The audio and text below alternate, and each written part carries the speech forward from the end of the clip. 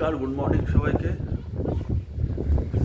আজকে উঠে দেখছি বৃষ্টি হচ্ছে, দেখিয়ে দিই আপনাদের।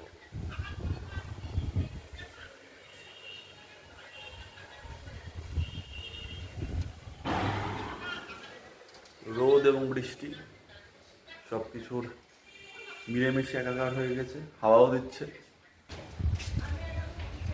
শুরু করলাম আজকে জার্নি।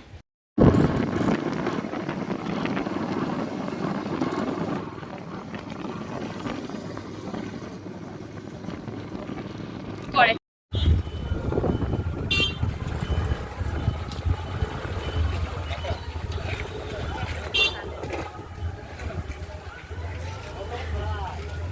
ওই যে জুম করে তুলেছিলাম তোর ভাষা।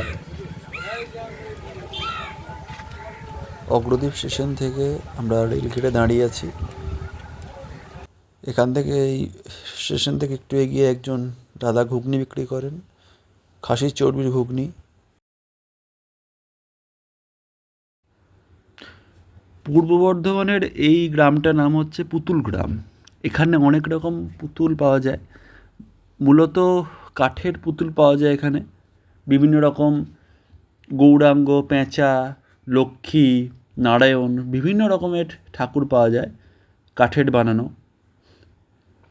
এই যে দেখা যাচ্ছে কাঠগুলো কাটা আছে এখানে, এগুলো দিয়ে পুতুল তৈরি হবে। খুবই সুন্দর একটি গ্রাম, আপনারা সবাই আসতে পারেন। অগ্রদ্বীপ স্টেশনের কাছে, অগ্রদ্বীপ স্টেশন থেকে 2 কিলোমিটার, 2.6 কিলোমিটার। ওই দেখুন সব কাঠের গুঁড়ি কাটা আছে, এখান থেকে তৈরি হবে হচ্ছে কাঠের পুতুল। আপনারা দেখুন, দেখুন সব কাঠ। খুবই সুন্দর আমাদের জার্নিটা ছিল, আজকে জার্নিটা।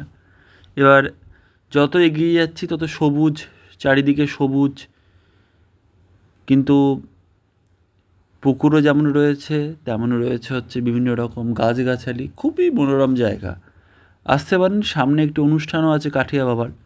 সামনে গিয়ে আমরা দেখতে পাবো কাঠিয়া বাবার মন্দির। যেই রাস্তাটা মেঘবে, দেখুন ডান দিকে আমরা যেই মেঘছি, এই দেখুন কাঠিয়া বাবার আশ্রম। আপনারা আসতে পারেন, এখানে সামনে মেলা আছে। ভীষণ সুন্দর একটি জায়গা, খুব বড়। কাঠিয়া বাবার আশ্রমটি খুবই বড় আশ্রম।